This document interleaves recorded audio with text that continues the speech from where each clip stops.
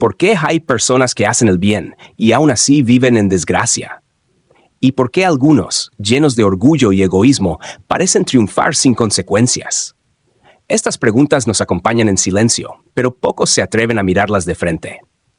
En esta historia, descubrirás que el universo no se guía por apariencias, sino por la verdad que ocultamos dentro. Porque el karma no responde a lo que mostramos, sino a lo que realmente somos. Esteban llevaba más de 2 décadas dedicando su vida al bien. Había renunciado a toda ambición material para entregarse a causas que pocos siquiera miraban. Liberaba a los animales enjaulados del mercado, cuidaba a los ancianos abandonados, enseñaba a leer a los niños pobres en un viejo cobertizo prestado por la parroquia. Sus días se consumían entre actos silenciosos de bondad. Reparaba tejados ajenos, escribía cartas para los analfabetos del barrio y hasta rezaba por aquellos que le habían causado daño. Nunca pidió nada a cambio, ni una moneda. Y sin embargo, su existencia parecía marcada por una maldición inquebrantable. Vivía en una casucha deteriorada a las afueras de Cuenca, rodeado por el olvido y el polvo. Su cuerpo estaba consumido por la enfermedad. Tosía sangre cada mañana. Su esposa, ciega desde hacía años por tanto llorar, apenas podía moverse sin ayuda. Su única hija, ya en edad adulta, tenía la mente de una niña y pasaba los días murmurando canciones sin sentido. Los 3 hijos varones que una vez corrieron por ese patio, muertos. Uno tras otro. Fiebres, accidentes, desapariciones. El dolor acumulado en aquella casa era tan espeso que parecía formar parte del aire. Esteban no podía entenderlo. ¿Acaso el cielo se había equivocado con él? ¿Dónde estaban las bendiciones que prometían los libros santos a quienes obraban con rectitud? Aquella noche, Nochevieja, comieron en silencio absoluto. El pan era duro, la sopa rala. La lluvia golpeaba el tejado como si quisiera derribarlo. Entonces su hija, que apenas hablaba desde hacía meses, murmuró con voz apenas audible un nombre que congeló la mesa. Gabriel. Esteban tembló. Su esposa se llevó las manos al rostro. Gabriel, el hijo menor, perdido hacía 6 años. Nunca más supieron de él, ni rastro, ni carta, ni cuerpo. El silencio fue quebrado, de pronto, por un golpe en la puerta. Seco, firme, urgente. Esteban se incorporó con dificultad, encendió una vela y avanzó. Al abrir, el viento apagó la llama, pero alcanzó a ver la silueta de un hombre alto, envuelto en un abrigo negro, empapado hasta los huesos. «Mi nombre es Marcos», dijo el forastero. «Soy comerciante, vengo del norte. ¿Tendría usted un rincón donde pasar esta noche?» Era tarde, y el cielo descargaba su furia sobre el mundo. Esteban no vaciló. Abrió la puerta de par en par. «Pase usted, hermano». La esposa, al oír la voz ajena, tomó a su hija de la mano y se retiró al cuarto del fondo. Marcos se sentó junto al fuego débil, observando el hogar con ojos agudos. Pese a la oscuridad, no necesitaba mucha luz para ver la miseria. Las paredes descascaradas, la vajilla despareja, el aire frío que se colaba por cada rendija. «Hermano Esteban», dijo entonces, con tono grave, «no me lo tome a mal, pero usted no parece un ignorante. ¿Cómo es posible que viva así, en medio de tanta escasez?» La pregunta flotó en el aire como una ofensa disfrazada. Pero Esteban no se inmutó. Sus ojos, cansados de llorar, apenas brillaron con una chispa apagada. «Esa es la pregunta que me hago cada día», respondió. Esteban bajó la mirada, como si las palabras de Marcos hubieran golpeado algo que llevaba tiempo tratando de ocultar incluso de sí mismo. El silencio se volvió denso y apenas podía respirar. Finalmente, se aferró a su última defensa, su trayectoria. «Desde joven he seguido el camino de los sabios», dijo con voz temblorosa. «Rechacé el oro y el poder. Fundé un círculo de letras para los pobres de Salamanca. Enseñé a niños que nadie quería enseñar. Curé heridas con mis propias manos. Nunca tomé más de lo que necesitaba. Nunca hice daño a nadie». Marcos no pestañeó. «Y sin embargo», interrumpió sin levantar la voz, «perdiste a 4 hijos por fiebres inexplicables. Tu tercer hijo desapareció a los 8 años, el que tenía 2 lunares idénticos en el pie izquierdo. Tus hijas murieron sin llegar a la juventud, una tras otra, como si una maldición flotara sobre tu casa. Y la única que te queda nació con un alma atrapada en la infancia. Tu esposa, ciega de tanto llorar. ¿Acaso no recuerdas?» Esteban palideció. Las palabras eran cuchillas. ¿Cómo podía saberlo? Ninguno de esos detalles había sido revelado a nadie, ni siquiera a los vecinos. Aquel hombre hablaba como si hubiera estado allí, o peor aún, como si hubiese sido quien escribió cada línea de su tragedia. ¿Quién eres tú?, logró decir apenas. Marcos no respondió. Sus ojos eran dos brasas apagadas. Solo lanzó una pregunta lenta, firme.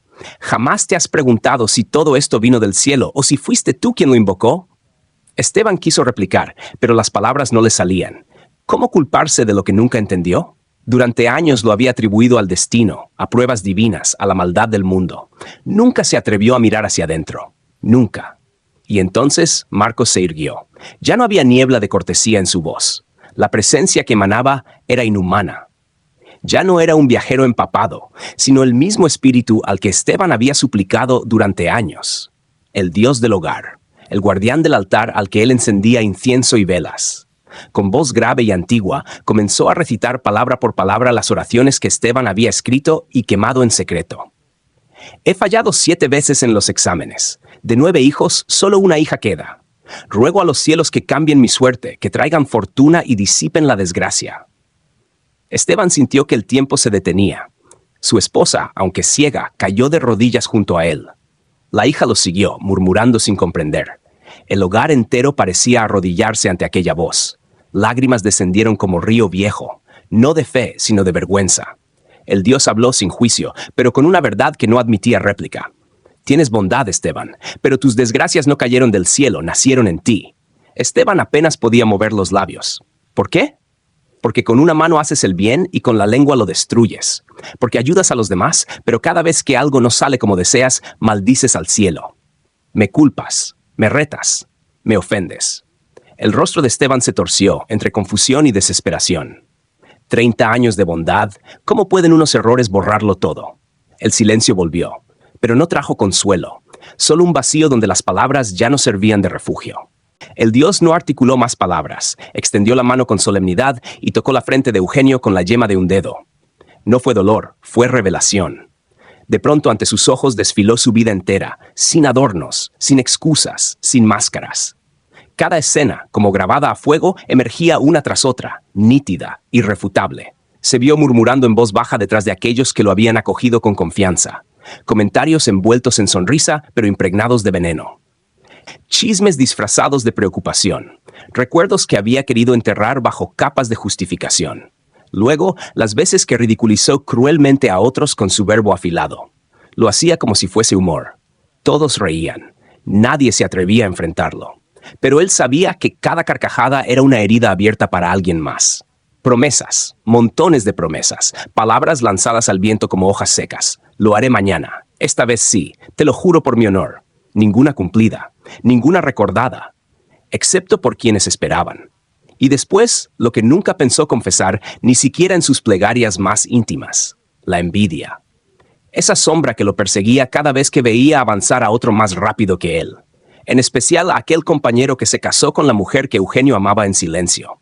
La amargura lo llevó a sabotearlo en secreto, a arruinarle una oportunidad sin que nadie lo supiera.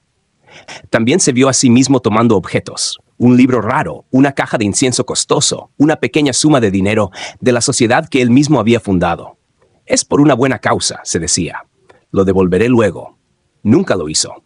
Y lo más aterrador fue lo que nunca dijo, pero que pensó. Deseos inconfesables. Mujeres que observaba con insistencia. Miradas que se alargaban más de lo debido.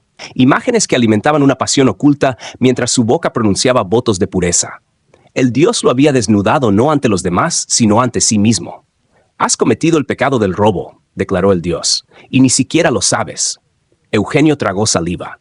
Quiso defenderse, pero las palabras se le atragantaron. El Dios no le dio espacio. Le exigió algo que nunca nadie antes le había pedido: honestidad. No hacia los otros, hacia su propia conciencia. Que revisara sin filtros todos los pensamientos oscuros que habitaban en él, aunque nunca se hubieran convertido en acción. No actuaste, sentenció el Dios, pero tu mente ya estaba manchada. Cada vez que una mujer hermosa cruzaba tu camino, la seguías con la mirada como si fuera tuya. Fingías compostura, pero si una sola de ellas te hubiese invitado, ¿habrías tenido la fuerza para decir que no? Tus votos eran una fachada, palabras vacías, ecos huecos. La culpa no estaba en el destino, estaba en él. Durante años te vestiste de virtud, pero dentro de ti germinaba todo lo contrario. Fuiste avaro cuando tuviste oportunidad de ser generoso. Usaste palabras como cuchillas, disfrazadas de consejo. Alimentaste tu ego con la humillación ajena, creyéndote sabio por señalar errores que ni tú querías ver en ti mismo. El resentimiento te acompañaba como una sombra fiel, y la soberbia te impidió aprender de quienes quisieron tenderte la mano. A todos los que se acercaron con afecto, les devolviste desprecio. A quienes te ayudaron sin pedir nada, les pagaste con orgullo herido. Nunca escuchaste con humildad, nunca callaste para aprender, nunca diste sin pesar. Y entre toda esa negrura que ocultas bajo plegarias y gestos piadosos, no hay una sola chispa de verdadera compasión. Has fingido bondad, has simulado virtud, pero no puedes engañar al cielo. ¿Esperas buena fortuna mientras siembras veneno en cada pensamiento? ¿Crees que el universo premiará una mente que vive juzgando, deseando lo ajeno, rechazando toda incomodidad como si tú fueras el centro de la justicia? Eugenio se desplomó de rodillas como si el peso de esas verdades hubiera quebrado su columna. El rostro contra el suelo, las manos temblando. Las lágrimas no eran de pena, sino de terror. Por primera vez comprendía la dimensión de su ceguera. «Por favor», susurró con la voz apenas viva, «ilumíname, sálvame». El dios del hogar no mostró piedad ni ira. Su voz fue como un eco que no admitía contradicción. «Haz un voto, no ante mí, sino ante ti mismo. Júrate no volver a tomar lo que no te pertenece, ni siquiera en pensamiento, que tus ojos no se deslicen hacia lo prohibido, que tu boca no hiera, ni con burla ni con mentira. No murmures, no codicies, no midas todo con el rasero del interés. Perdona de verdad, renuncia a toda raíz de rencor, haz el bien sin esperar respuesta. No actúes para aparentar, actúa para transformarte. Y cada mes escribe con sinceridad lo que has hecho, lo que has pensado, no para exhibirte, no para obtener mérito. Hazlo para no olvidar quién fuiste y en quién puedes convertirte. El Dios no gritó, no bendijo, solo desapareció, como humo, como brisa, como algo que nunca estuvo allí, pero lo vio todo. Desde ese día, Eugenio adoptó un nuevo nombre espiritual, Fray Honesto. Se dedicó a limpiar su alma, a cultivar gratitud y compasión. Cada final de mes, escribía un informe para el Dios del hogar, donde detallaba todo lo que había hecho y pensado, con honestidad y humildad. Durante 3 años vivió con rigor y propósito. Su corazón, antes oscuro y cerrado, se transformó en uno generoso, luminoso y en paz. Poco a poco, su hogar dejó la miseria. Y lo más increíble, su hija, que antes no hablaba, comenzó a comunicarse con claridad. A los 50 y tantos años, Eugenio ya era un hombre nuevo. El pueblo lo respetaba y admiraba.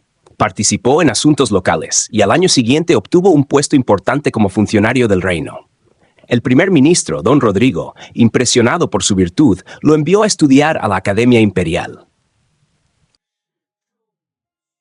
Una mañana de otoño, cuando las hojas comenzaban a cubrir los caminos, como si la tierra quisiera esconder los rastros del pasado, Eugenio fue invitado a una visita de cortesía a la finca de don Alonso. Un magistrado retirado de mirada aguda y silencios que pesaban más que las palabras. La propiedad, situada en las afueras tranquilas de Toledo, parecía un lugar ajeno al tiempo, donde los secretos dormían bajo la sombra de los olivos centenarios. Mientras caminaba por los jardines, intercambiando frases formales con su anfitrión, Eugenio notó algo, o más bien alguien, que detuvo el curso de sus pensamientos como un relámpago rompe la calma.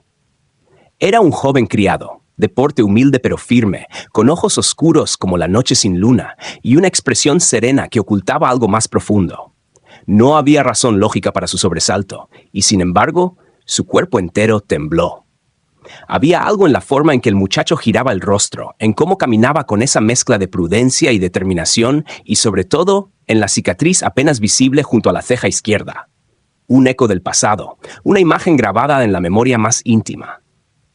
El recuerdo de una noche de tormenta, el rugido del río, un grito ahogado, y la ausencia que le robó el alma durante 6 inviernos. Sin decir palabra, avanzó hacia él, paso a paso, como si caminara sobre cristales del ayer. Su corazón golpeaba como un tambor de guerra. Lo llamó por su nombre perdido. Gabriel. El joven se volvió. Y en ese instante el tiempo dejó de existir. Era él. Su hijo, no cabía duda. Aunque el mundo entero negara esa verdad, el alma de un padre no se equivoca. Don Alonso, al conocer los hechos, no se dejó llevar por la sorpresa ni la duda. Como si hubiese esperado este momento desde siempre, actuó con una discreción impecable. Ordenó una investigación rápida y silenciosa. y al confirmar la verdad no exigió explicaciones ni dio discursos. Simplemente devolvió al muchacho a su padre. Pero hizo más. Preparó un baúl con ropas nuevas, provisiones y una bolsa generosa de monedas de plata. No lo hizo por compasión, sino por justicia, por equilibrio. El regreso fue silencioso. Eugenio no habló durante todo el camino, solo observaba a su hijo, temiendo que en cualquier momento se desvaneciera de nuevo como una visión. En casa, su esposa, la madre de Gabriel, estaba sentada junto a la ventana, como cada tarde, con los ojos ciegos mirando hacia la luz invisible. Sus manos, unidas en oración, parecían sostener el cielo. Cuando oyó aquella voz que un día creyó perdida para siempre, su cuerpo se congeló. El joven se acercó y la abrazó con fuerza. Ella, entre sollozos, recorrió su rostro con los dedos, como quien esculpe la memoria con las manos. Y entonces sucedió. Las lágrimas brotaron con una intensidad sagrada, y con cada lágrima las sombras se disipaban. Nadie supo explicar cómo, pero en medio de aquel abrazo, los ojos apagados de una madre volvieron a ver. No fue un milagro, fue amor, fue redención. La casa, que durante años fue templo del duelo, se llenó de nuevo con voces, risas y canto. Ya no eran solo una familia, eran sobrevivientes de su propio abismo, renacidos del dolor, reconstruidos desde la verdad. Eugenio, profundamente transformado por lo vivido, tomó una decisión irrevocable. Renunció al consejo del reino, a los títulos, a las glorias vacías. Volvió al pueblo que lo vio crecer. Compró una casa modesta junto al río, el mismo río que le quitó y le devolvió a su hijo, y se consagró a hacer el bien. Pero esta vez, en silencio, sin buscar redención, sin esperar mérito, solo por la necesidad profunda del alma de ser útil, limpio, verdadero. Gabriel, con los años, se convirtió en un hombre sabio y generoso. Fundó una escuela donde los niños aprendían no solo a leer y escribir, sino a pensar con claridad y a vivir con rectitud. Enseñaba que el conocimiento sin virtud es vacío y que el corazón debe guiar al intelecto. A los 88 años, Eugenio partió de este mundo en completa serenidad, rodeado de aquellos que lo amaban no por su pasado, sino por la grandeza de su transformación. Poco antes de morir, escribió con su propia mano un manuscrito extenso, sin omitir ni una sombra. No buscó justificar sus errores, los expuso con valentía. No escribió para ser admirado, sino para advertir. Porque el verdadero cambio no nace del arrepentimiento superficial, sino del coraje de mirar hacia adentro, aceptar lo que fuimos y elegir día tras día lo que queremos ser. Y porque no basta con hacer el bien, hay que hacerlo con el corazón limpio, sin cálculo, sin máscaras, desde la raíz. Reflexión final. La ley del karma. Sembramos lo que pensamos, no solo lo que hacemos. El destino de Eugenio nos enseña que el verdadero juicio no proviene solo de nuestras acciones visibles, sino del origen interior que las impulsa. No basta con hacer el bien de forma externa. Si el corazón está contaminado por la envidia, la soberbia, la codicia o el rencor, ese veneno silencioso terminará manifestándose en nuestra realidad. En la ley del karma, cada pensamiento es una semilla. Si piensas con egoísmo, aunque sonrías por fuera, estás sembrando oscuridad. Si ayudas esperando reconocimiento, tu recompensa será vacía. Pero si haces el bien con humildad, sin esperar nada a cambio, incluso en el silencio, la vida, tarde o temprano, te devolverá paz, claridad y plenitud. Eugenio no fue castigado por el cielo, fue reflejo de lo que llevaba dentro. Y solo cuando limpió su alma con sinceridad, su destino cambió. Haz el bien desde el corazón, no por miedo al castigo, ni por deseo de recompensa. Hazlo porque tu alma lo necesita.